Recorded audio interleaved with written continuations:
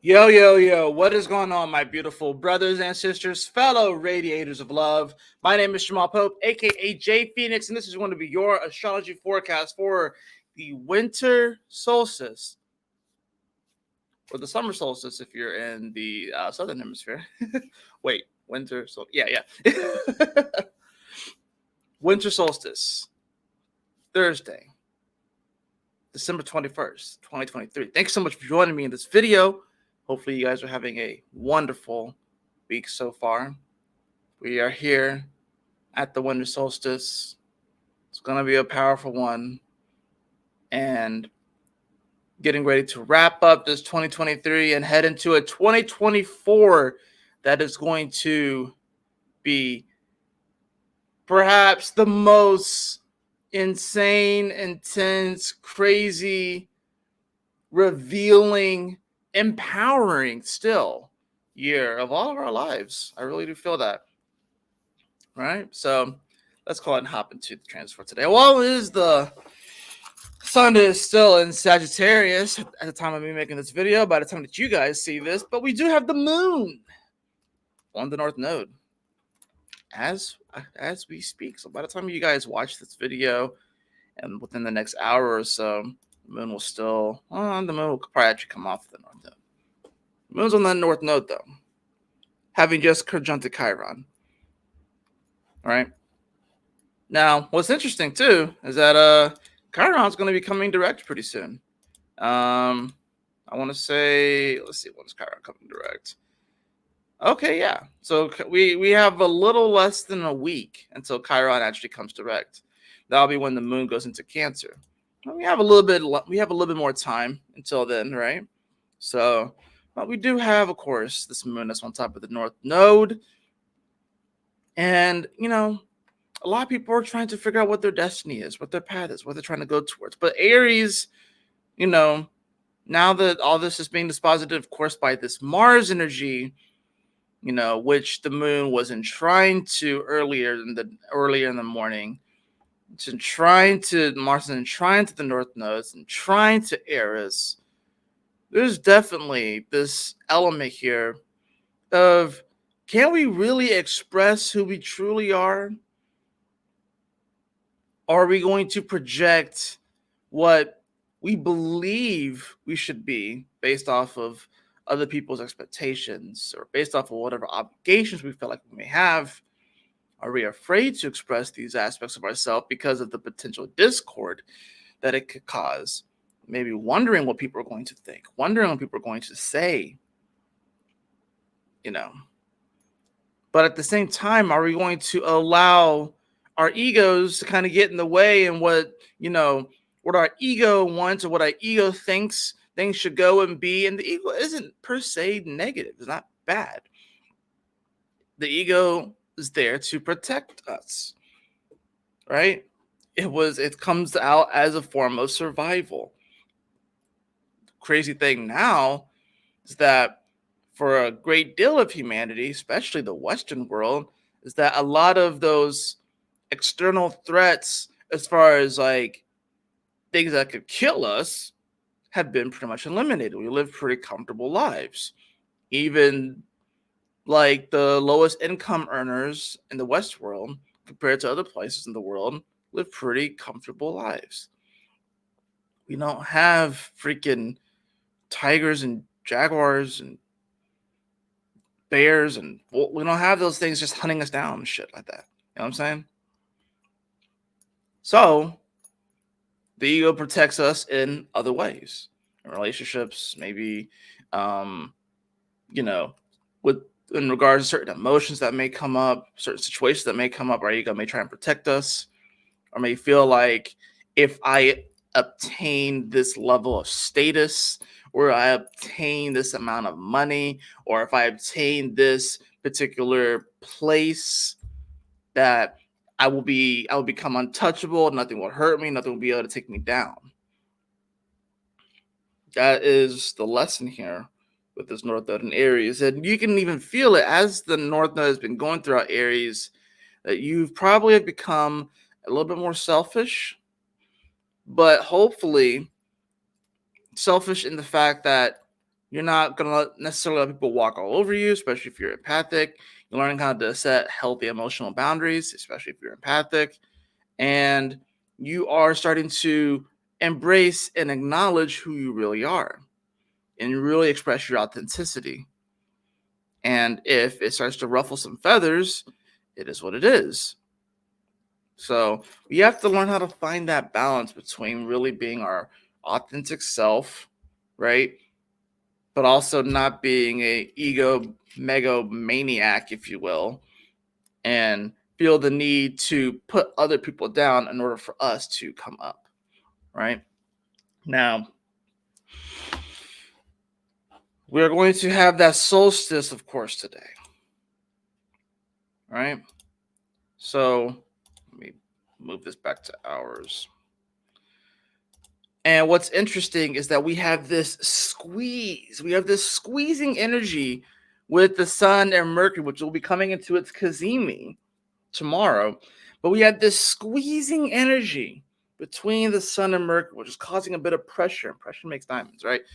They're coming together, squeezing. They're going to be meeting up at this 0 point of Capricorn. That's what they're going to meet up. And what's interesting, too, is that we have Pluto at the 29th degree of Capricorn. So we have both sides of Capricorn being occupied by rather strong, powerful energies, right? Now, Mercury is still in sextile to Saturn today as well, at least for the first little bit of the day. It's in sextile to Saturn, which of course could bring up opportunities as far as like, well, and we are kind of recalibrating the way that we approach this mountain, approach this challenge. But and Saturn, of course, is dispositing this Mercury and this Pluto, and it's in Pisces, right? Where things are dreamy. But Saturn is it's like a captain right now, navigating these waters and stuff like that. And this could be a great opportunity to kind of learn this lesson that while we do have to adult and kind of grow up a bit, that we can still have fun with the journey, and that we could still find excitement in even the uncertainty. Even though Saturn doesn't really like to be uncertain, Saturn does not like to be uncertain. Saturn likes to be certain, likes to have a plan, but that it's in Pisces. Saturn has to learn how to go with the flow, but utilize all of the tools that Saturn has, that he has, she utilize all the tools and all of the lessons and all the experience that even when things come at them that are unknown, if it looks similar, they can know how to move about it.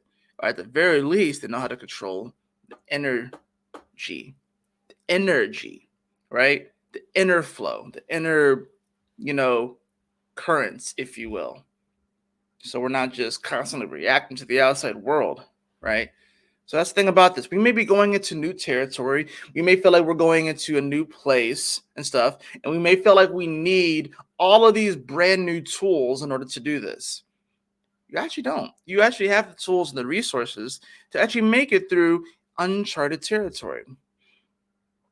May not feel like it, may not seem like it, but this is about trusting your own experience, trusting what you already have. Saturn has to trust what he already has going through Pisces, the experience that he already has, because this is uncharted waters. It's been a while. The last time Saturn was here was in 1994, right? And this chart looked way vastly different back then, right? Saturn wasn't dispositing Pluto, okay? 1994, yeah. Pluto was in Scorpio still, 1994. So this is way different. It was more of a trining energy, not a sexiling energy. So this is way different, right? Saturn hasn't had to navigate Pisces with Pluto and Capricorn for over 200 years. So no one alive has experienced that, unless you're a vampire, right? So we're going to get, like I said, we're getting this squeezing energy, this tightening energy between Mercury and the Sun. When the solstice point hits,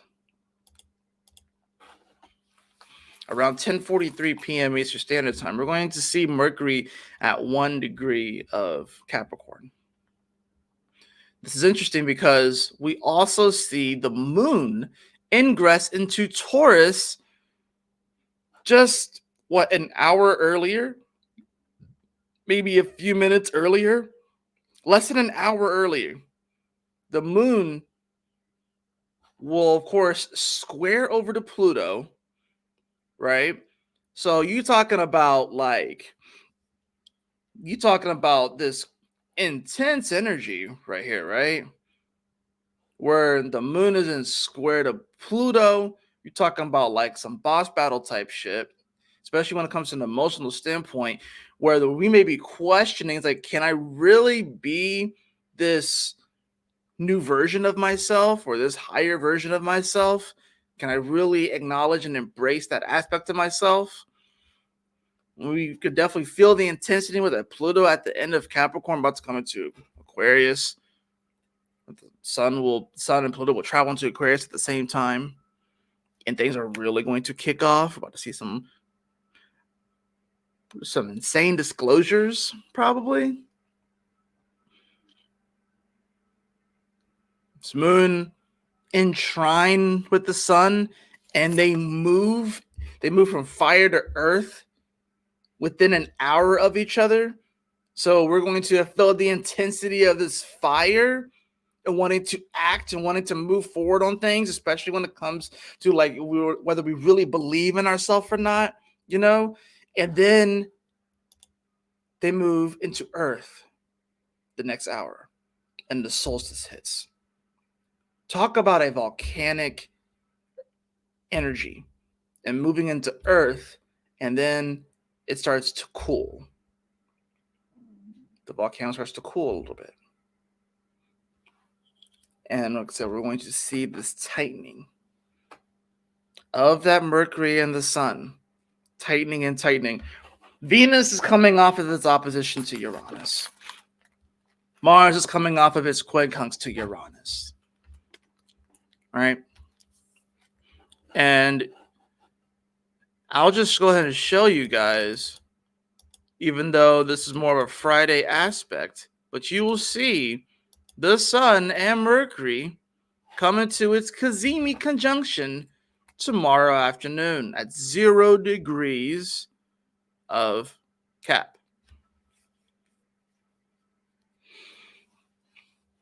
That's really important too. So you want to talk about a recalibration, you want to talk about a reset, you want to talk about a moment where we can kind of go back and really start to ask ourselves, okay, what does it mean? What does legacy mean to me? What does reaching the top of the mountain look like? Is it after we get a certain amount of money, a certain kind of job, a certain size house?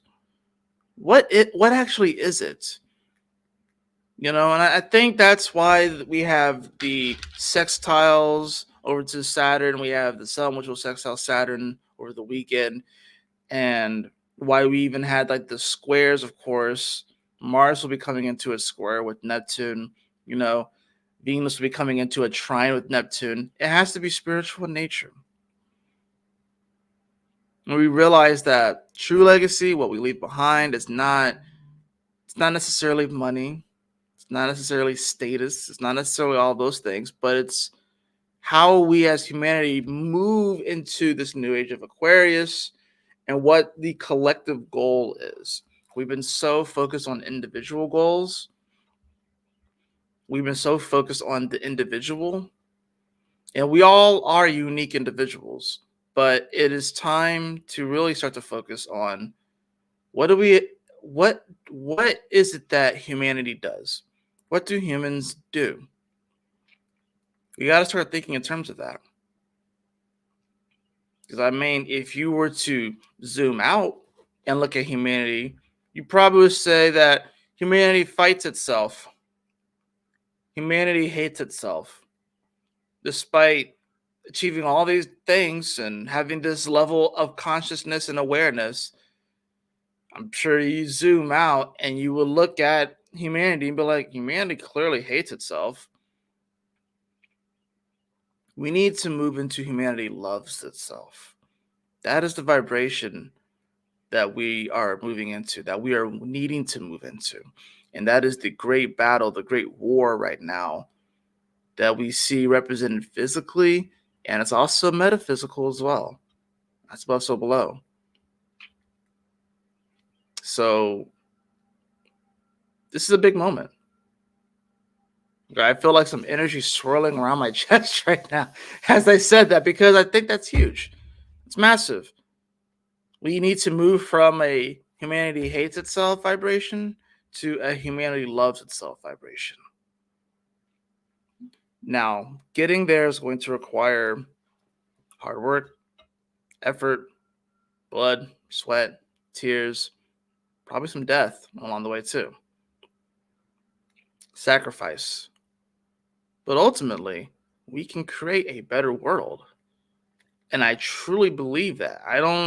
This whole idea that we can't achieve this world peace or whatever like that, bullshit, because there are other races of beings out there that have done it, that united their entire world, and that they have a common purpose, a common good, something that they commonly strive for. It is possible. It is time for humanity to move from the stage that's in to the next stage of evolution. Right now, we're like stage 1. We were stage 0, but not we're like stage 1. It's time to move into the second phase. And there are beings out there that are trying desperately to keep us from moving to that second phase. Why? You gotta ask yourself why. Why are they trying to suppress the human spirit?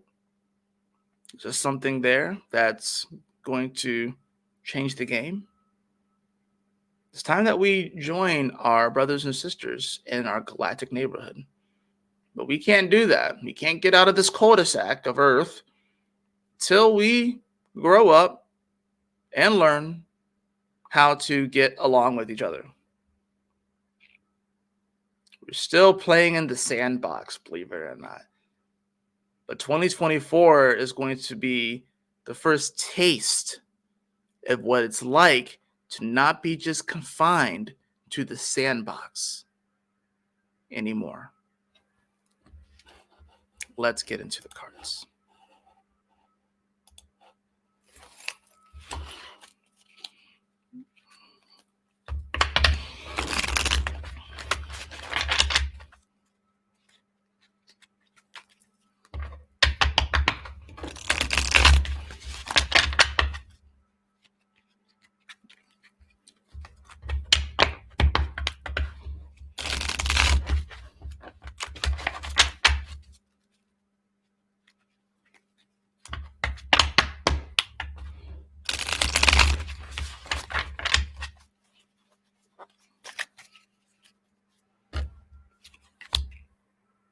We have the Knight of Cups in reverse. Yeah, I think we could find ourselves chasing certain emotions that we think are going to fill our cup up. And maybe this is based off of what we've been told by friends or family or society at large or your boss that you should want this because this will fill you up.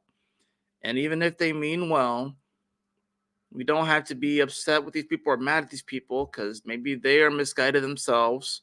But ultimately, your emotional fulfillment is going to come from within. So, what is your holy grail? Not what was defined for you as far as what you should go for, that you need to get this degree and then get this job and then get married by this age and then have kids by this age and then do this and then do that, and then have this kind of house and then make this much money and then move to a bigger house and then make this much money and then move to a bigger house and then have 3 cars and then do this and then retire by this age. And are you chasing someone else's holy grail? You have that followed by the 6 of Pentacles. Yeah, this is not really a day to overly give of ourselves, if you will, in a way to where we feel like we end up lacking ourselves. You know, that's the thing about this. Um, this is a day where we need to kind of hold on to our own energy a little bit. You know what I'm saying? I'm not saying to not be of service to other people. I'm saying to you don't feel you don't need to feel like you're obligated to give today, especially if you don't have much to give, right? Because you still got to protect yourself. You still got to protect your own energy and stuff. But this is not necessarily a day of just giving charity either, right? 'Cause you may not be in a position to do so. That's okay. And I think sometimes like we may make ourselves feel bad for not being able to do that. But wouldn't it be better to do that if you're like in a better situation overall? You'll be able to help more people if you help yourself. This is one of those moments, the Six of Pentacles in reverse. Put your mask on before helping the person next to you. Like when you're flying in a plane and they tell you about the whole procedures, and if those masks fall down, put your mask on before assisting other people. It's not that you can't help other people, it's not that you can't be of service to other people and give, but this is about putting your mask on before you assist the person next to you if they can't put their mask on. Bottom of the deck, we have the Knight of Wands in reverse.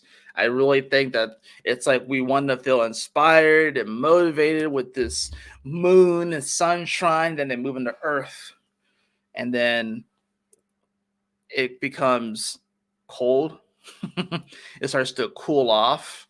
The temperature dramatically drops, if you will, and then it's about that building process, right? So even though we have two knights here that are in reverse, these are action oriented cards with water and fire, it doesn't have to be a negative thing. I think this is more so just internal work, that the action that's going to make the most difference today is not going to be that obvious external action, but it's going to be about what you do on the inside. It's going to be about what you do um, by yourself, alone, just with you.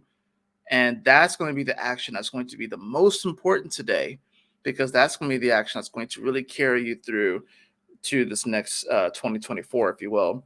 And yeah, it's about doing the spiritual work and having that integrity as well. So that is going to do it for your winter solstice astrology forecast for this Thursday, December 21st, 2023. I hope that you all enjoyed it, and hope that you guys have a wonderful, beautiful day, and that this helps to shed a little bit of light on this energy. And yeah, y'all take care. Stay blessed. If you'd like to have a personal reading with me, you can follow the link in the description below to my website, jphoenix.com. And as always, y'all take care. Stay blessed. Have a wonderful winter solstice day. I will see you guys on the next astrology forecast for Friday. Take care. Stay blessed. And I believe in you. Peace.